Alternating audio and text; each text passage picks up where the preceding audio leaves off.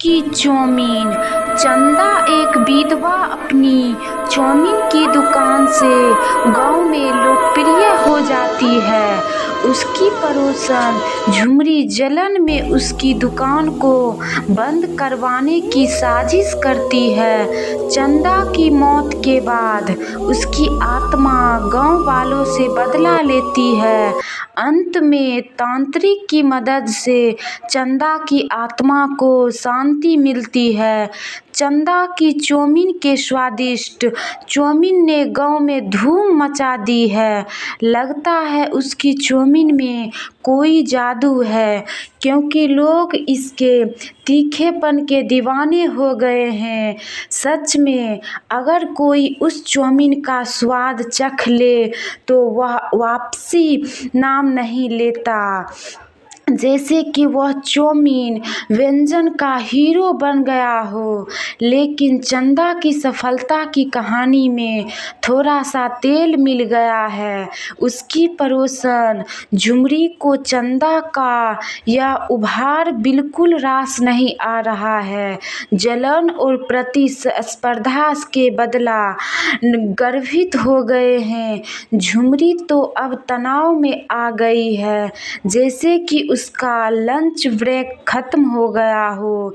चंदा के परिश्रम और संघर्ष की कहानी एक ओलंपिक्स की तरह हो चुकी है, जहां महिलाएं विपरीत परिस्थितियों में भी अपने परिवार का भरण पोषण करने का बिल्कुल नहीं भूलती। यह एक बेहतरीन उदाहरण है कि महिलाओं का धैर्य और मेहनत किसी भी तरह की चुनौतियों का सामना कर सकता है। जैसे कि एक कुशल शतरंज की खिलाड़ी अपनी चालें सोचता है। अब बात करते हैं झुमरी की। उसने चंदा की दुकान में बाल निकलने की शिकायत की, और जैसे ही अन्य ग्राहकों ने भी इसी समस्या का सामना किया, यह मामला तो मानो तूल पकड़ गया। अब तो यह बहस एक चाय की दुकान के बिना किसी चाय के जैसी हो गई। गांव के लोग झुमरी की बातों में आकर चंदा की दुकान पर तोड़-फोड़ करने लगे। यह तो ऐसा था जैसे कि वे एक क्रिकेट मैच में बिना किसी रेफरी के झगड़ते लगते हैं। चंदा अपनी सफाई देने की कोशिश करती रही, लेकिन कोई सुनने को तैयार नहीं था।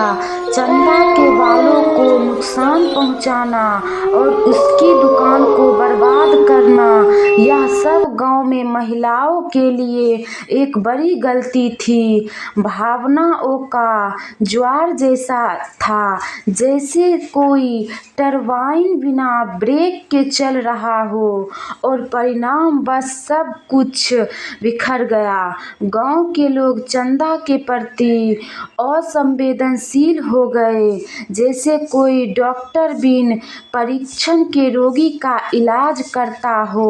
इस असंवेदनशीलता के चलते चंदा की मृत्यु हो गई। इसके बाद उसके बच्चों को अनाथालय में भेज दिया गया। यह तो एक दुखद कहानी बन गई, जैसे कोई फिल्म की सबसे दुखद सीन हो। चंदा की मृत्यु के बाद गांव में एक ललन की हत्या होती है, जो चंदा के प्रति दुर्व्यवहार में शामिल था। यह घटना गांव में डर और आतंक का माहौल पैदा कर देती है। ऐसा लगता है जैसे गांव में कोई थ्रिलर फिल्म चल रही हो। अब गांव वाले तांत्रिक के पास जाने की बातें करने लगे। यह सब कुछ इस बात का संकेत है कि वे चंदा की आत्मा से डर रहे हैं। उसकी गलती का परिणाम है। अब उन्हें भुगतना पड़ेगा, जैसे किसी ने गलती से एक बगीचे में पौधे को उखाड़ दिया हो। गांव वाले चंदा की आत्मा से डरने लगे और शाम होते ही घरों में दुबक जाते थे। झुमरी का भय पूरे गांव में ऐसा फैल गया था जैसे बारिश के बाद मच्छरों का आक्रमण हो। सभी लोग डर के मारे अपने अपने घरों में घुस जाते थे।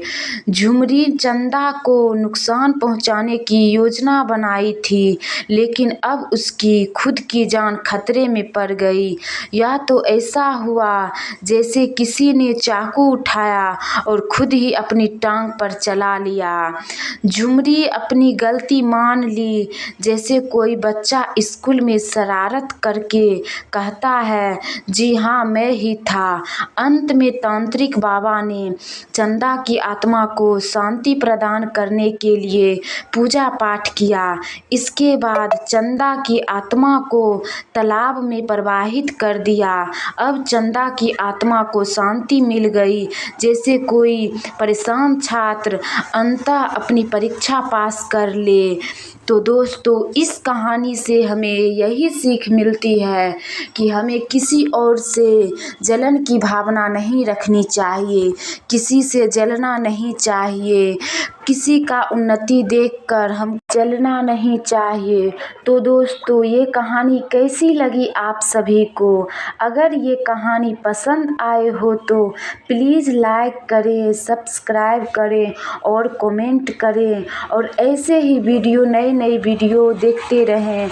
और अगर आप लोग सब्सक्राइब कर लीजिएगा तो नए वीडियो का नोटिफिकेशन आप पर सबसे पहले जाएगा, और अच्छे आप लोग कहानी घर बैठे ही देखिए। तरह ही हमारे वीडियो में बने रहें और हमें सपोर्ट करें दोस्तों। और कमेंट में आप लोग सभी बताते रहें आप लोगों को कैसी लगी ये कहानी।